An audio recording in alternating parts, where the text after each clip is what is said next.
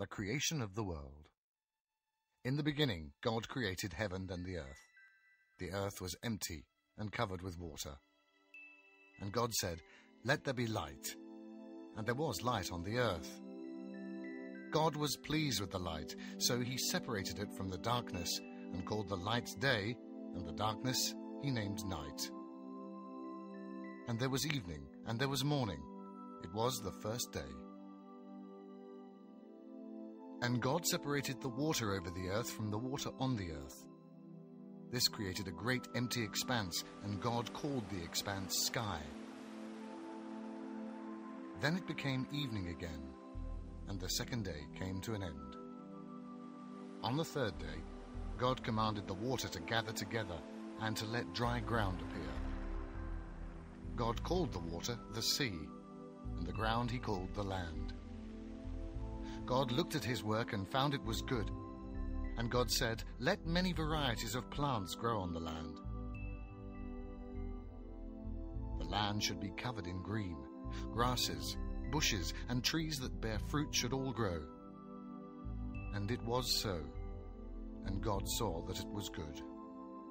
On the fourth morning, God created 2 big lights and lots of smaller other lights, called stars. God said, "Let these lights determine the days, the seasons, and the years." The first light was created for the day and was called the sun. The second big light, the moon, was for the night. God set the sun and the moon up in the sky, and he saw that it was good. On the 5th day, God said, "Let the water and the sky be full of living creatures." So he created great fish and many other sea animals, and then a great number of the most colorful birds which flew through the air. And so the seas, the rivers, and the sky were all full of life. God saw that it was good, and he blessed the animals, saying, "Be fruitful, and increase in number, and fill the seas, and let the birds build nests on the earth." On the 6th day, God created all the other living creatures on the land, large and small. And again God saw that it was good, and he said, "Now let us make a man in our image." And God created both a man and a woman. And he blessed them and spoke to them, "Be fruitful and increase in number. Everything I have created, I put into your trust. Take good care of the fish in the sea and the birds in the air. Look after the animals of the land and all the plants for food." God saw that all he had made, and saw that it was very good, and he was content. On the 7th day, God had finished the work he had been doing, so he rested, and declared the 7th day as holy.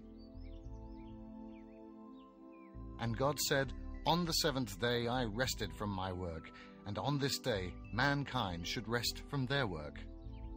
This is how the heavens and the earth were created.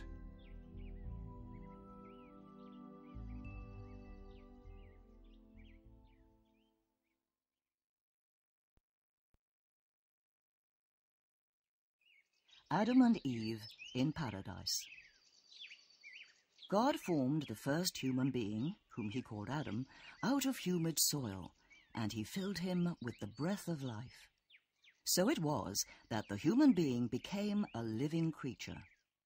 God created a wonderful garden for Adam in the land of Eden, with many trees laden with fruit.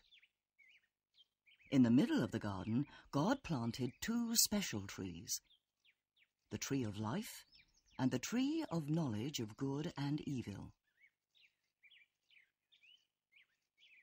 Then God said to Adam, "Take good care of this garden, for it is a paradise.